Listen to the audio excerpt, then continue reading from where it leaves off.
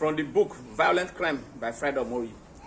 Iyamu wept openly and bitterly when the death sentence was passed on him.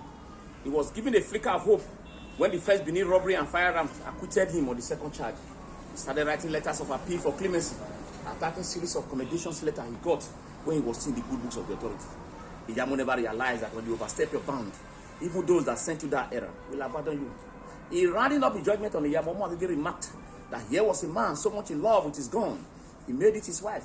A sharpshooter who takes delight in killing criminals without rigor to the safeguard provided by law, or at a time when the services was most needed, turned his back at society and refused to shoot.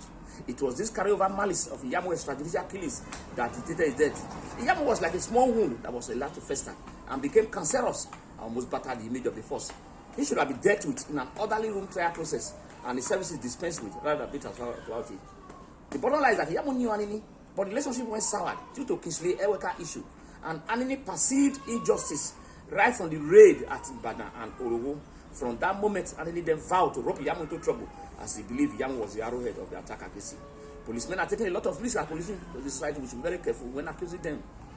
When it became obvious to Iyamu and Anini, and his family that he was not going to be granted clemency, he then planned with his family to bring food with poison for him to avoid public execution.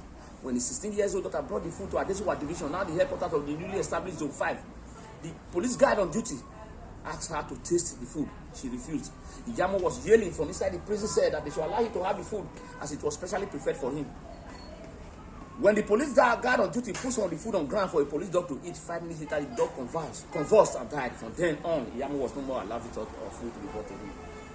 On the eve of 13th February 1967, Bende Broadcasting Service, Radio Bende, started broadcasting the confirmation of the death sentences of Iyamu and 9 others. The others were Friday Ukoma alias Ufege, Solomon Osefeka alias Apakon, Bernard Obi, Moses Idaos alias Moli, Philippe Webelua also known as Moli, John Bulahunwa alias JB, Monday and Sivanis Anoyago. The 10th person was Odaro escaped from detention that week. On the 14th of February 1987, a Valentine's Day, as early as 6:30 a.m., Iyamu was waking up and told to get dressed up as the military governor wanted to see him. Iyamu replied, "Is today not Saturday? Today is not a working day. How will the governor want to see me?" He got dressed up in his French safari suit and black shoes and was taking the Land Rover in hand chase. Though execution by firing squad was always at Amin Barracks at Kobahi, the multitude of people going towards Ekewan Road plus the red flag at Asoro Hill Junction soon made him to realize the end has come. Iyamu and 8 others were the first set of armed robbers to be executed at Ekewan Road. The last set of people to be executed at Kobahi included David Ukwegbe. At execution ground, Ukwegbe claimed that Anini was his boy, that he trained him. As at then, Anini has not been arrested. When Anini was eventually arrested and asked about Ukwegbe, he denied ever knowing him. When Iyamu alighted from the Land Rover that brought him to execution ground, he shouted, "Edo, Bini, this is what people have done to me. You did the same thing to Uvra for the white men to banish him to Calabar." As he was being tied to the execution stake, Iyamu said, "We ran in Bini language, don't tie me to the wood." He went on to say that Osanyande, the police commissioner, has been after him. In his exact words, Osanyande want to reduce me from maximum to minimum. He went on to say that one of his in-law, Iyari, a retired educationist, was owing him 900 naira, that he should pay the money to his children. Iyari died in 2003. Iyamu said no one should touch his properties, as the house at Arosa, he inherited it from his father.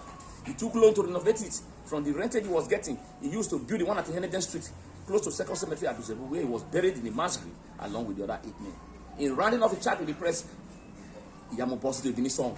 The song goes like this: "Upopa bon no lega men, ho no we kura ho, komega bieva, bumeri o mi o mafani ready." For the non-Benis, let me give the translation of this Iyamu swan song of Braga Dasu. "With the tribulation of the world that surround me, a great and turbulent wave that is blowing, my mind is having double thoughts. Come and rescue me, Almighty God, and don't let me fall." Jody Iyamu's story is a reminder of the irony of life. From his meteoric rise in the police force to a roller coaster descent to the abyss of ignominy, and finally to Golgotha, it's a warning to all and sundry that whatever position one is entrusted with, you should operate within the ambit of the law.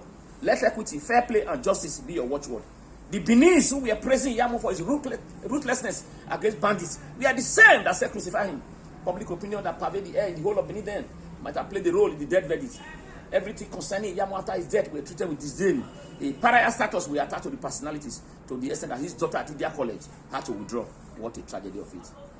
After Iyamu's execution, his remains were loaded into a Danfo ambulance bus for onward transportation to Zebu Cemetery, where he was buried in a mass grave along with the other men. Even in death, Iyamu continued denying knowing any of his gang members. Instead of he asking God to forgive him of any other sins, he was preoccupied with the properties he was leaving behind. The Holy Book says, a man's life does not consist of the abundance of possession. One remarkable event that happened that day after execution was the heavy downpour, accompanied by heavy turbulent wind.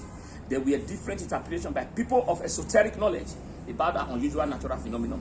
Some said the rain has come to wash away the blood of the evil ones. Some said, and